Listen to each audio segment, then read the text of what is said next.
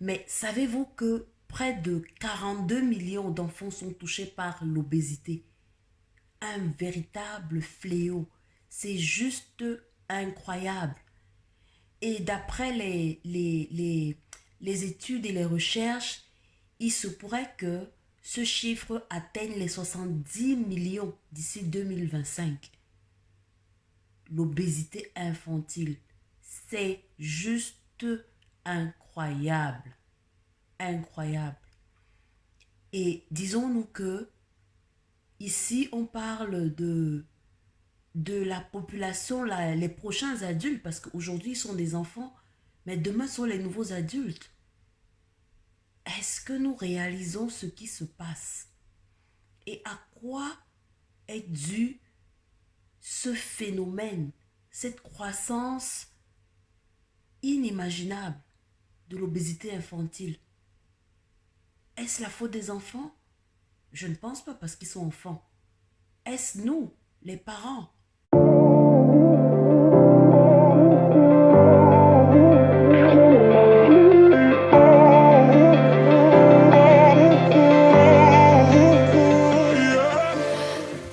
Bonjour à tous, j'espère que vous allez bien. Moi, c'est la grande forme. Pour ceux qui ne me connaissent pas, je suis Isabelle Essommet, je suis entrepreneur et j'appartiens à cette catégorie de personnes qui pensent que pour pouvoir changer le monde, nous devons commencer par nous changer nous-mêmes. Alors, comme je l'ai dit dès le départ, cette vidéo, je la fais vraiment à l'improviste. J'étais dans mes petites lectures, comme d'habitude, et je tombe sur un article qui parle d'obésité infantile. 42 millions en ce moment. Et les statistiques nous montrent que d'ici 2025, ce chiffre peut atteindre 70 millions. Alors, quels sont les phénomènes qui peuvent développer aussi vite ce fléau? Est-ce que c'est la faute aux parents? Est-ce que c'est le mode de vie? Ce sont quand même des chiffres qui font peur. Ce sont des chiffres qui font peur parce que euh, lorsque nous n'avons pas forcément autour de nous de façon directe un enfant qui souffre de cela, nous ne réalisons pas à quel point c'est énorme.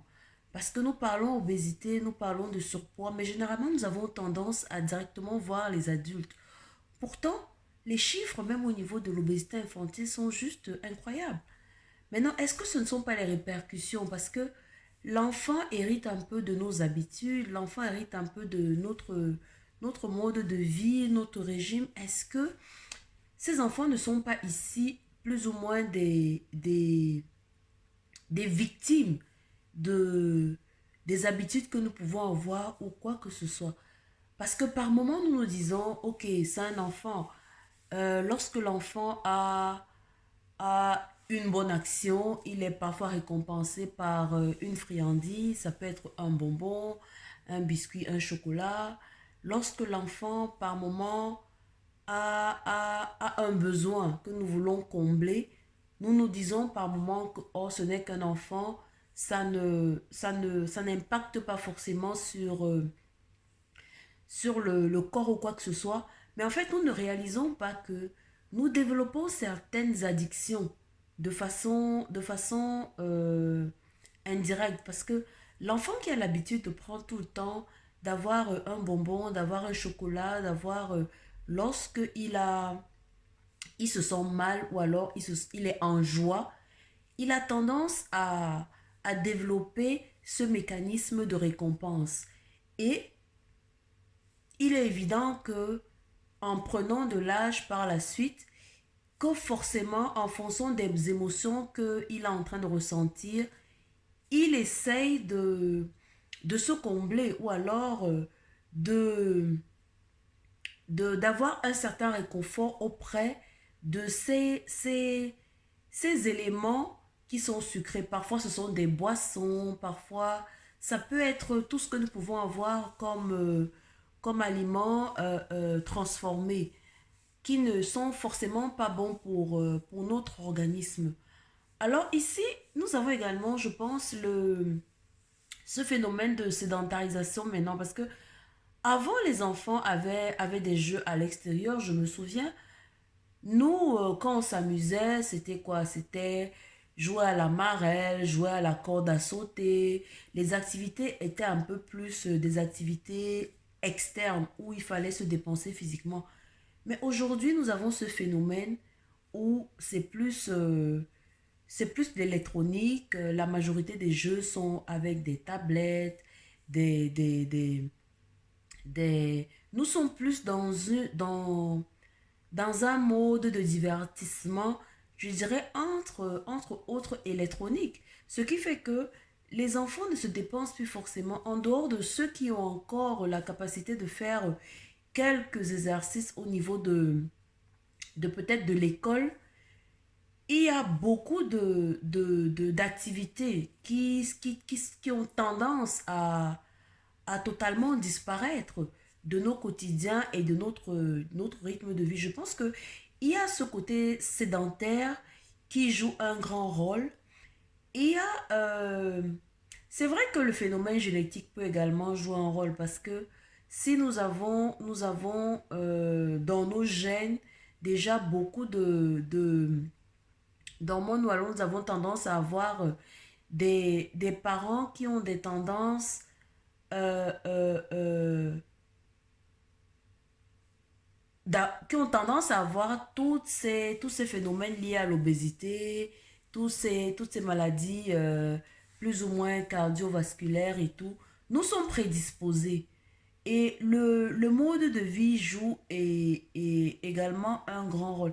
Mais il est important de faire attention. Il est important de faire attention à ce phénomène très tôt parce que c'est généralement plus facile d'intégrer certaines habitudes et certaines habitudes et certains mécanismes lorsque nous sommes encore très jeunes. Parce que l'enfant, lors de son développement, est en plein apprentissage et généralement, il agit un peu par mimétisme. Ça veut dire que l'enfant qui voit à la maison que on consomme des légumes, on consomme des fruits, on ne mange pas forcément beaucoup d'aliments transformés, il aura tendance à être plus attiré par ses choix parce que il n'aura même pas l'occasion d'être en face de certaines choses parce qu'au niveau du shopping, généralement, les parents ont une certaine responsabilité et ils sont ceux-là qui dirigent un peu, qui donnent un peu le, le mode d'emploi, le fonctionnement, qui donne la direction. Et si un enfant n'a pas le, la possibilité d'avoir... C'est vrai qu'il ne faut surtout pas créer des frustrations parce que euh, c'est encore un enfant et il est encore, à la limite même pour le développement de son cerveau, il a peut-être besoin de certaines matières grasses, mais il est important de ne pas encourager cette addiction, surtout au niveau des choses sucrées, parce que contrairement à ce que l'on pense, le sucre, tout ce qui est sucré, le sucre est vraiment additif, il est addictif et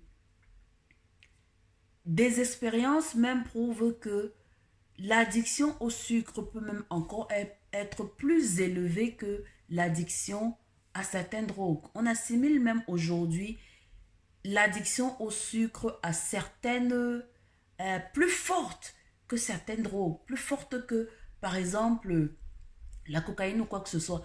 Donc, asseoir certaines habitudes au niveau de la consommation de sucre est importante à l'âge très tôt.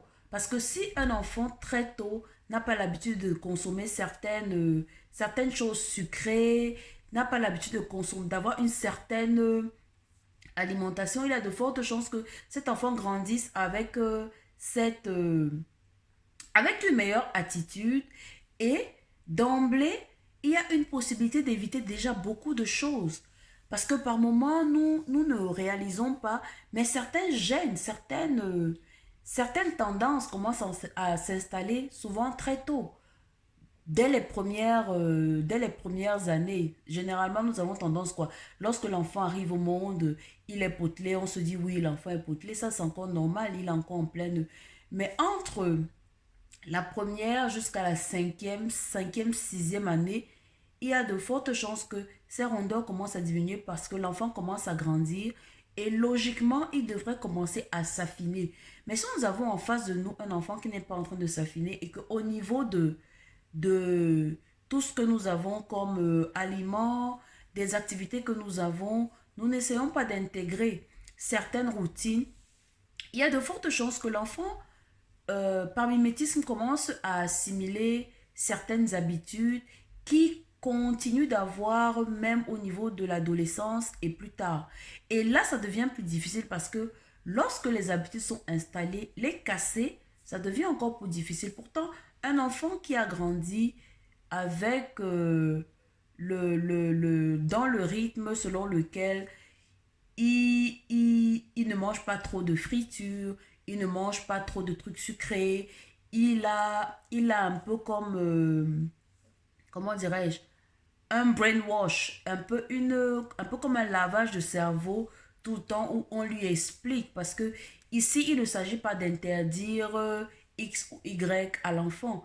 Il s'agit ici de faire comprendre à l'enfant que si tu t'alimentes de cette façon, voici le résultat que tu peux avoir. Parce que nous avons tendance à, à négliger ce côté, mais c'est un aspect généralement qui crée beaucoup de frustration et nous nous retrouvons dans certains cas à l'isolement et l'enfant développe un certain manque de confiance en soi, beaucoup de choses.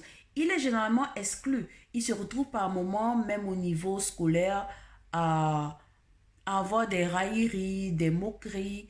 Et de façon inconsciente, il s'isole un peu et il s'éloigne un peu de tout ce qui est attitude sociale ou quoi que ce soit. Et ce sont des choses qui par la suite peuvent jouer au niveau de son développement et même au niveau de sa capacité à, à passer à l'action lorsqu'il s'agit de faire certaines choses. Donc, nous, en tant que parents, nous devons vraiment faire attention. Nous avons tendance à le négliger, mais les chiffres sont juste, les chiffres sont juste incroyables. Les chiffres sont incroyables. Et nous avons la possibilité de renverser ces courbes-là en nous déjà, parents, en nous comportant d'une certaine façon, en ayant certaines habitudes que nos enfants automatiquement auront tendance à copier. Parce que le fait pour l'enfant de voir que le parent mange des légumes, le parent mange des fruits, le parent s'arrange à avoir une activité sportive, il y a de fortes chances que l'enfant même s'intéresse à l'activité. Et puis, il y a des façons même d'intégrer de l'activité physique comme distraction dans le mode de vie de la famille. C'est vraiment important parce que aujourd'hui, ce sont des enfants, mais si ces chiffres continuent à grandir, demain, ce sont ces enfants qui sont des adultes. Et la courbe ne va que remonter. Donc aujourd'hui, j'attire l'attention sur ce fait. Faisons attention. Tous les mouvements qui sont là pour développer tout ce qui est vie saine, ainsi de suite, sont vraiment à encourager de plus en plus afin que nous prenions conscience que ces enfants, c'est l'avenir, c'est notre avenir. Si nous voulons avoir des nations fortes, si nous voulons avoir des personnes relais en santé, il est important de battre le fer lorsqu'il est encore chaud. Donc, j'invite chacun à faire cet examen de conscience. Et comment est-ce que ce volet est abordé? Est-ce que c'est facile pour vous? Est-ce que vous l'intégrez forcément? Ou alors, au niveau de l'alimentation, généralement, c'est les enfants se nourrissent d'une certaine façon et vous, en tant qu'adulte, vous vous nourrissez d'une autre façon. Comment est-ce que Parce que je sais que beaucoup de parents ont souvent du mal à intégrer tout ce qui est légumes dans les menus, surtout lorsqu'on n'a pas commencé très tôt. Pourtant, c'est souvent le moment. Et par moment, pour ne pas se prendre la tête, on se dit, bon, avec le temps, ça viendra. Mais en fait, il faut insister parce que c'est vrai que l'enfant à cet âge-là est encore en train de, de se démarquer. Donc, forcément, il est en train d'asseoir ses préférences, ainsi de suite. C'est le meilleur moment pour pouvoir intégrer beaucoup de choses. Donc, j'invite chacun à mettre en commentaire comment est-ce que c'est il gère à sa façon, et j'invite également à s'abonner et éventuellement partager la vidéo afin que plus d'une personne soit réalise à quel point nous sommes en train de la direction que nous sommes en train de prendre si rien n'est fait en fait. Donc voilà le partage que j'ai voulu faire aujourd'hui. Merci d'avoir suivi la vidéo et j'espère que euh, elle va permettre à plus d'une personne de prendre conscience si on est déjà parent, ou alors même déjà se mettre dans cette position-là que euh, très tôt intégrer certaines habitudes et certaines routines pour ne pas forcément retomber dans ces travers que nous pouvons retrouver aujourd'hui qui permettent ce développement. Donc, merci une fois de plus et à très bientôt dans une prochaine vidéo. Bisous, bye bye, je vous aime.